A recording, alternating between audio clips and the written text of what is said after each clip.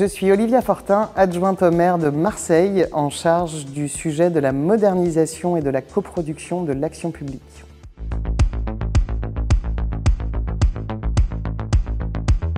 J'ai choisi de commencer mon parcours politique en reprenant les chemins de l'école et en allant me former à Sciences Po.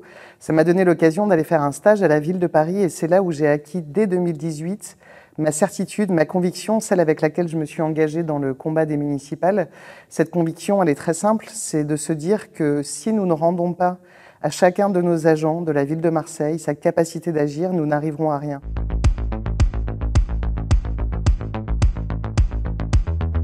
Quand nous sommes arrivés en 2020 en responsabilité, nous avons découvert une situation extrêmement dégradée à la ville de Marseille, que ce soit sur le plan financier, puisque la situation de la ville est très complexe sur ce plan-là, mais aussi nous avons pu prendre contact avec une administration qui était en difficulté. On a des agents qui ont perdu leur fierté d'agir au quotidien pour l'ensemble des Marseillais.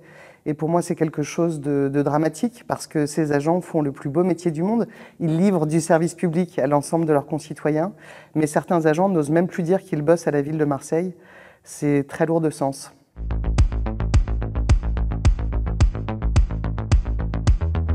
Je pense qu'on doit aujourd'hui nous permettre à nos agents d'avoir au sein de la ville de Marseille le meilleur déroulement de carrière possible en utilisant tous les leviers de la mobilité, de la formation, etc.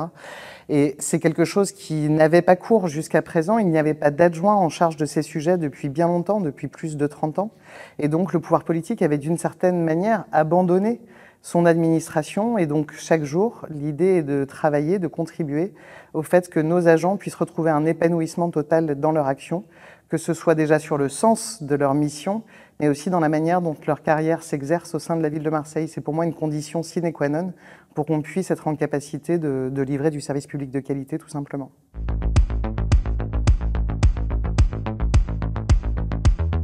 Mon DGS, Didier Austré, vous dirait qu'il s'agit pour nous de conduire une voiture tout en la réparant.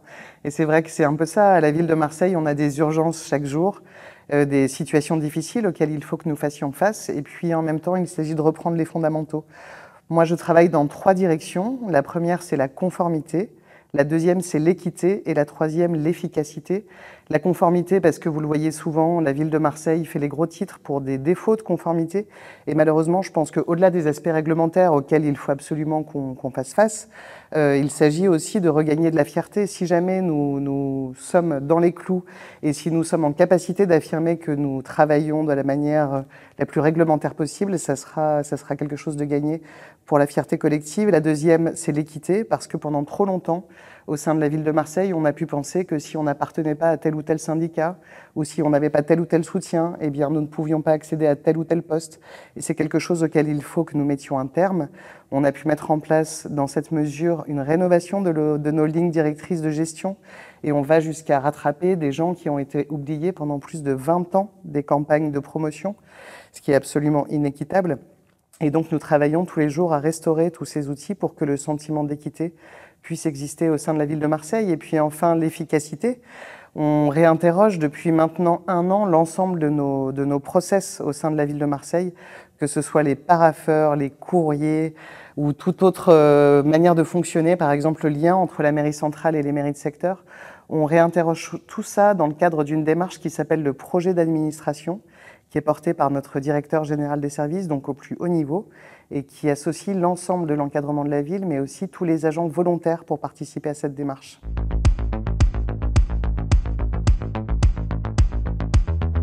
Je vous annonce qu'avec Aude Fournier, notre directrice générale adjointe Transformer les pratiques, nous avons pu mettre sur pied la première direction des relations internes de la ville de Marseille, c'est-à-dire que nous avons enfin une direction qui se soucie de la communication interne. La moitié des agents de la ville n'avaient pas d'adresse email, et donc comment partager un projet quand on n'a pas de moyens de parler directement à nos agents. Et donc évidemment, nous structurons ce volet de manière intensive parce que c'est absolument primordial de non seulement faire savoir dans quel sens on avance tous, mais aussi de faire savoir ce que chacun fait là où il est. Et donc nous instaurons le plus de transversalité possible. Au mois de juin dernier, dans le cadre du projet d'administration, nous avons organisé la journée de la grande transversalité, un moment de partage entre toutes les directions, tous les services, des différents projets qu'ils portent, mais aussi des différentes problématiques qu'ils rencontrent dans l'exercice de leur mission. Et pour beaucoup, ça a été l'occasion de se rencontrer pour la première fois, alors qu'ils travaillent ensemble au téléphone ou par mail depuis très longtemps. Et donc recréer du commun, valoriser l'action de chacun, c'est ce qui va permettre aussi de retrouver le sens de son action.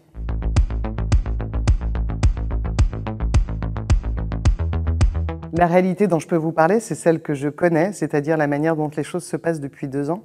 Depuis 2 ans, nous avons pu installer un dialogue social de qualité avec l'ensemble des organisations syndicales représentatives et nous travaillons à construire ensemble avec eux un agenda social qui permet à chacun de prioriser les sujets parce que, comme vous pouvez l'imaginer, dans un cadre de réorganisation intense, parce qu'on reprend tout du sol au plafond, et puis avec l'évolution de la vie de la collectivité, les dossiers sont nombreux.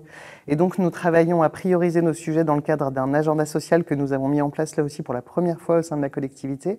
Et puis nous avons mis en place un changement qui me paraît important, c'est que figure aujourd'hui au règlement de notre comité technique que chaque dossier doit être présenté et débattu avec l'ensemble des organisations syndicales avant de passer en comité technique. Et donc ça garantit une préparation de chacun des sujets, respectueux des uns et des autres, chacun à sa place.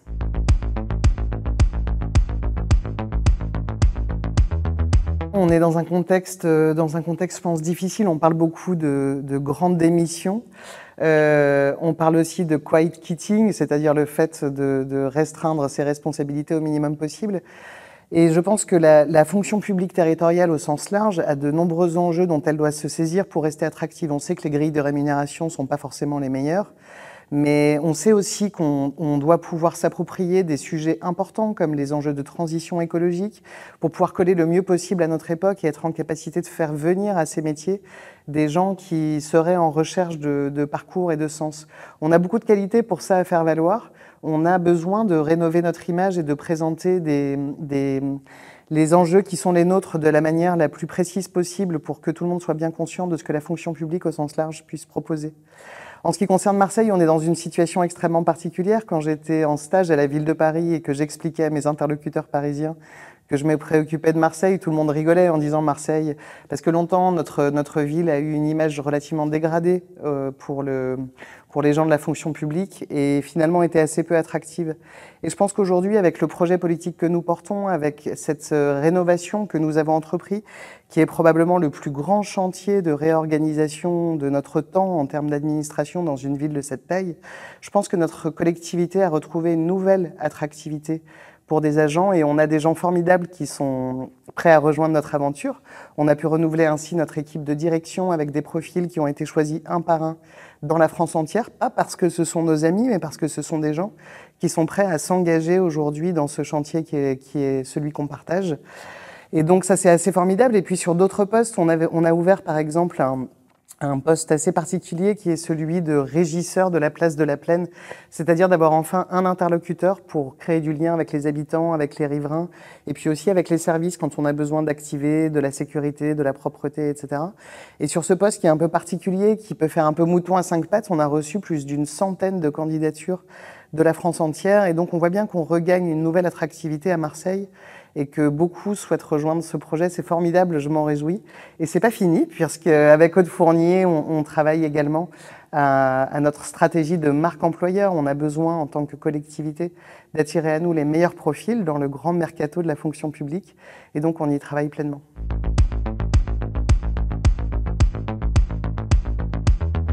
Il y a nécessairement des difficultés pour la fonction publique à communiquer sur elle-même.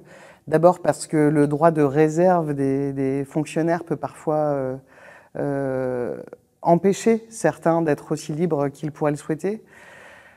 On a besoin de travailler collectivement à rénover cette image. On réfléchit, nous, à des projets à Marseille, et notamment inter-institutions, parce qu'on a besoin collectivement, que ce soit à l'hôpital, que ce soit à la métropole, à la préfecture, au département, on a besoin de pouvoir trouver, rassembler des collaborateurs qui s'engagent dans ce service public. Et donc je pense que le fait de travailler entre les institutions en coopération a beaucoup de sens aujourd'hui.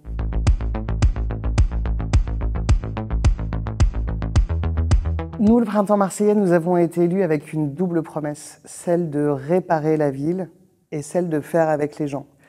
À Marseille, ce n'est pas un vain mot que de parler de réparer la ville. Quand on récupère les responsabilités qui sont les nôtres, on a une ville qui va franchement mal.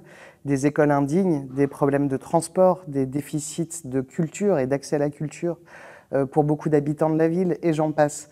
Et on a aussi été élus avec une promesse de se saisir d'enjeux qui peuvent paraître modernes pour certains, même si jamais ces questions occupent la société depuis longtemps, des enjeux de transition écologique, des enjeux de démocratie. Et tout ce projet qu'on porte, moi je n'ai qu'une certitude, c'est que nous n'arriverons pas à le mettre en place si jamais notre administration ne réussit pas. Pour moi, le politique et l'administration, c'est comme un couple, on ne peut pas réussir l'un sans l'autre.